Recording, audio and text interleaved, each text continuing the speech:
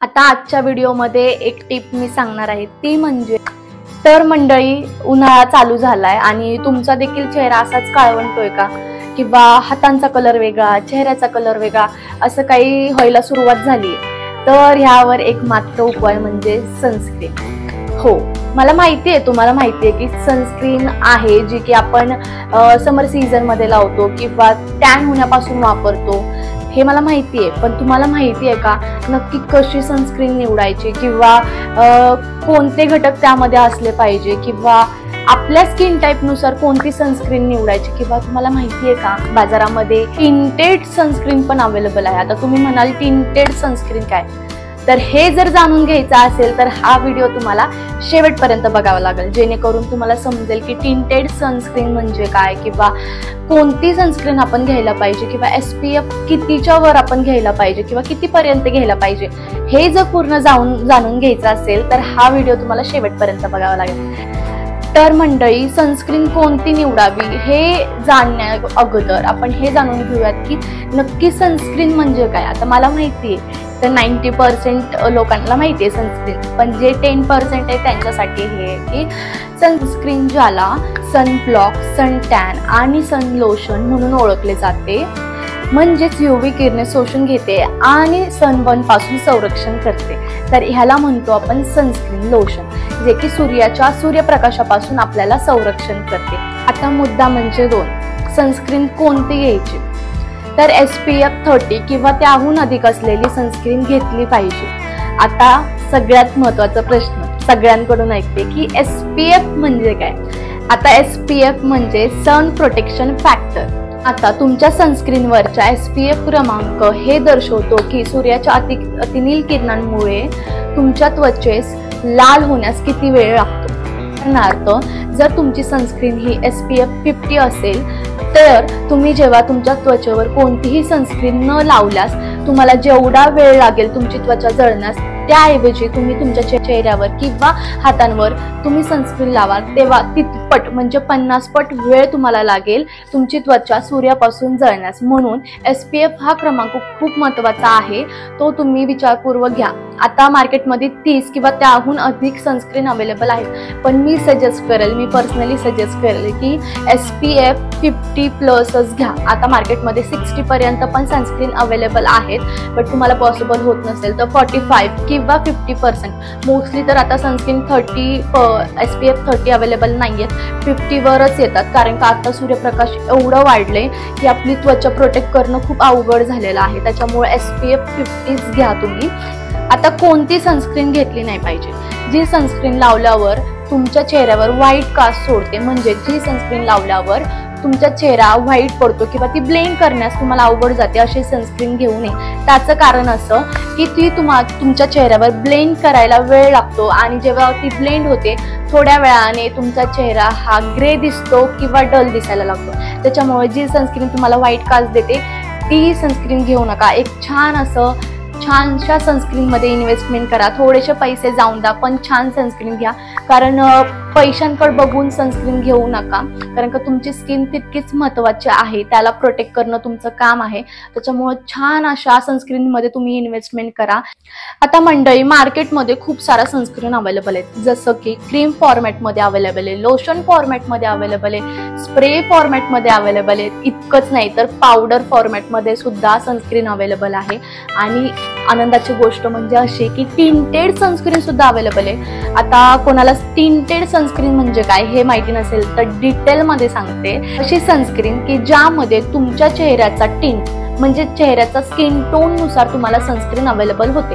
जसं माझा चेहरा फेअर आहे, फेअर मध्ये तुम्हाला टिंटेड सनस्क्रीन अवेलेबल होते, मीडियम टोन मध्ये अवेलेबल होते, डस्की टोन मध्ये सुद्धा टिंटेड सनस्क्रीन अवेलेबल आहे। ह्याचाच अर्थ की तुमच्या स्किनच्या टोन नुसार तुम्हाला सनस्क्रीन घ्यावी लागेल। अच्छा, मग हा तर खूप मोठा उपयोगाची गोष्ट आहे। आता टिंटेड सनस्क्रीनचा उपयोग काय, किंवा ती कशी लावायची, अगदी सोपं आहे। जसं आपण सनस्क्रीन वापरतो तसंच सेम लावायचं आहे।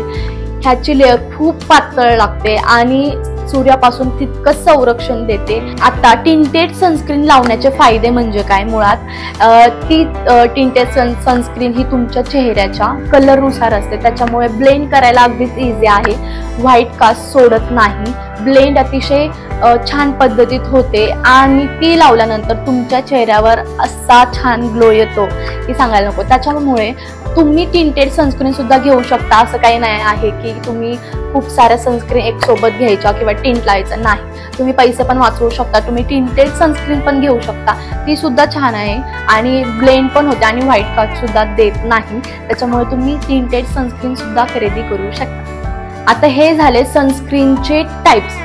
आता सनस्क्रीन कोणत्या स्किन टाईपनुसार किंवा आपल्या स्किन टाईपनुसार कशी निवडायची हे मी सांगते, म्हणजे अगदीच सोपं आहे। ज्यांची स्किन ही खूप ड्राय आहे त्यांनी क्रीम फॉर्मॅट किंवा लोशन फॉर्मॅटमध्ये घ्यावे।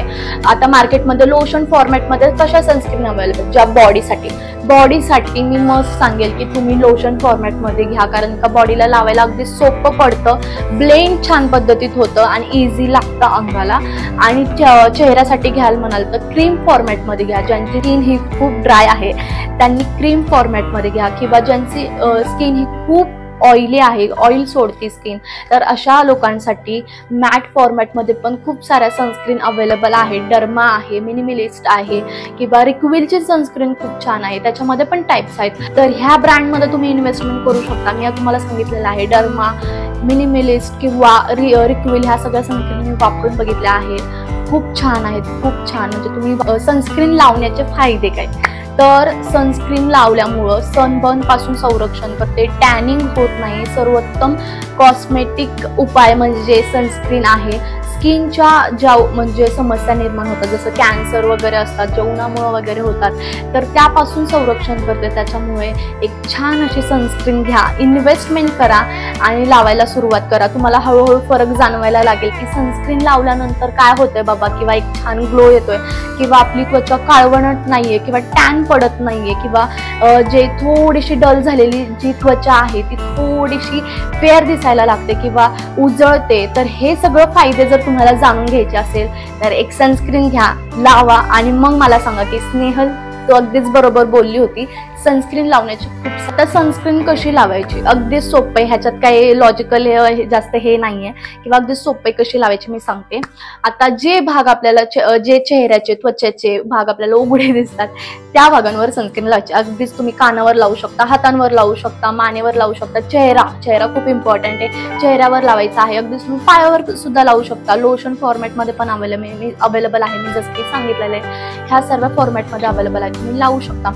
सनस्क्रीन ही दर 2 तासांनी लावायची, हो सनस्क्रीन दर 2 तासांनी लावायची। आणि सगळ्यात महत्त्वाचा भाग म्हणजे सनस्क्रीन ही 20 मिनिट अगोदर लावायची, म्हणजे जेव्हा तुम्ही घराच्या बाहेर निघाल त्याच्या 20 मिनिट अगोदर लावायची, जेणेकरून ती स्किन मध्ये एकदम जाईल आणि सनपासून प्रोटेक्शन करेल। मी एक सजेशन देईल की मोस्टली तुम्ही घरी असाल ना तेव्हा सुद्धा सनस्क्रीन लावा, कारण का सन पासून प्रोटेक्शन होते, तर असं काही नाहीये किंवा तुम्ही एक मिथ आहे की घरी सनस्क्रीन नाही लावायची, हो घरी केव्हा सनस्क्रीन नाही लावायची, मोस्टली जर रात्र वगैरे असेल झोपण्याच्या पूर्वी सनस्क्रीन लावू नका, मी सजेशन देईल, पण जेव्हा तुम्ही दिवसाआड घरात असाल तेव्हा सनस्क्रीन लावा, खूप फायदे आहेत। आता टिप म्हणजे ती की तुम्ही स्प्रे फॉर्मॅटमध्ये सनस्क्रीन घेऊ नका, त्याचं कारण असं की स्प्रे फॉर्मॅटमध्ये जेव्हा आपण सनस्क्रीन घेतो तेव्हा जेव्हा आपण स्प्रे करतो तर ती एक पर्टिक्युलर भागावर म्हणजे एकाच भागावर त्याचा स्प्रे जास्त पडला जातो, त्याच्यामुळे आपली पूर्ण सनस्क्रीन वेस्ट होऊ शकते, त्याच्यामुळे हे टाळा की स्प्रे फॉर्मॅटमध्ये सनस्क्रीन घेऊ नका मोस्ट। तर मंडळी आजचा हा व्हिडिओ तुम्हाला पूर्ण आवडला असेल किंवा तुम्हाला समजलं असेल तर प्लीज आजच्या व्हिडिओला तुम्ही लाईक करा, शेअर करा आणि तुमच्या फ्रेंड्स सोबत शेअर करा की ज्यांना गरज आहे हे ऐकण्यासाठी की सनस्क्रीन नेमकं काय काम करते, तर अशा मित्रमैत्रिणींना तुम्ही हा व्हिडिओ शेअर करा आणि मला नक्कीच कमेंट करून सांगा की आजचा व्हिडिओ कसा वाटला। तर भेटूयात आपण नेक्स्ट व्हिडिओमध्ये।